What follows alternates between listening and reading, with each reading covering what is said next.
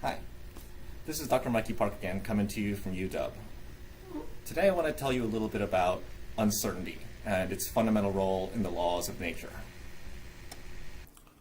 So, now that we're a bit more familiar with the physics of how particles decay, I can tell you a few more interesting facts about the Higgs boson. We've already seen that one possible way for the Higgs boson to decay is for it to decay into two particles of light, or two photons. But this only happens approximately 0.003% of the times that a Higgs boson appears.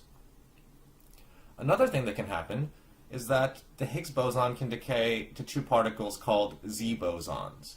And this happens about 0.03% of the time that a Higgs boson is created. Another thing that can happen is that the Higgs can decay to two particles called gluons, and this happens a whopping 0.1% of the time. One reasonable question you might ask is, given that I've made a Higgs boson, is there any possible way to predict with exact certainty which way it will decay? Surprisingly, the deepest and most fundamental laws of physics, called quantum mechanics, states unequivocally that the answer is no. According to quantum mechanics, the answers to these kinds of questions are fundamentally probabilistic, so that even if we knew everything there was to know about this particular Higgs boson, it would still be impossible to predict exactly which way it would decay. This fundamental kind of uncertainty is embodied in Heisenberg's uncertainty principle, which implies that no exact predictions can be made using the laws of physics. There is a small but certain extent to which nature herself doesn't know what she's going to do next. One way you often see the principle of uncertainty stated using equations is in the form delta x times delta p must be greater than or equal to h over 2. Here you can think of delta x as the fuzziness of a particle's position, and we can think of delta p as the fuzziness of a particle's momentum. And h is an experimentally measured number called Planck's constant. Now, that all doesn't sound very scientific, so what exactly do I mean by fuzziness? In the first video, I told you that particles are the fundamental messengers of information, and that particles really only exist through their interactions with other particles. So, if I'm sitting over here, and if a proton is sitting over there, then I might be tempted to say, look, there's a proton over there.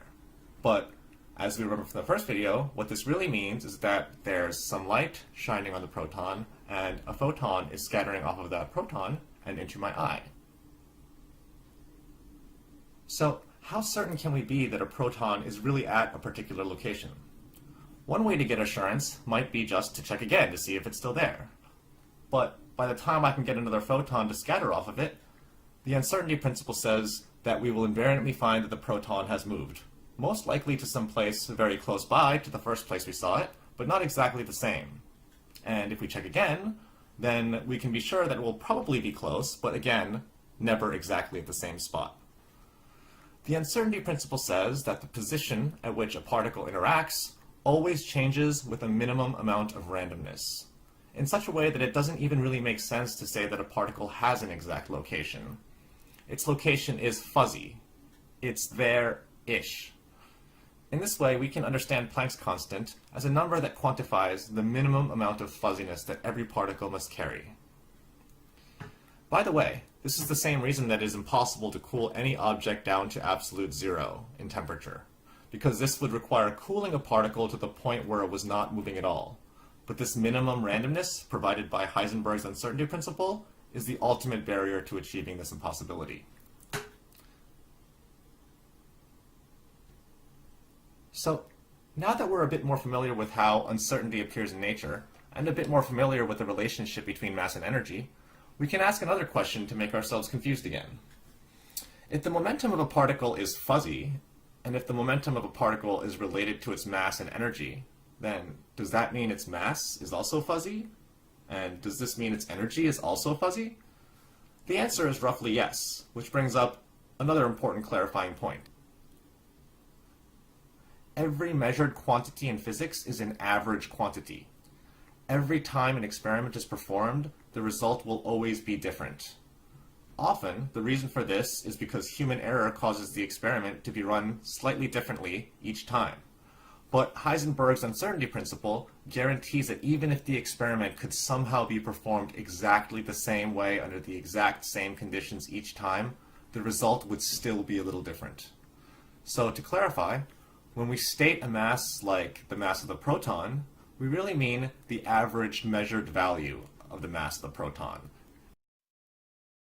Since I couldn't find a picture of the proton mass measurement, I will also tell you that the Z boson has a mass of about 90 times the mass of the proton. And for the Z boson, I can show you an actual plot of the actual measurement of the Z boson mass that was performed at the Large Hadron Collider. And as you can see, the average lies around 90.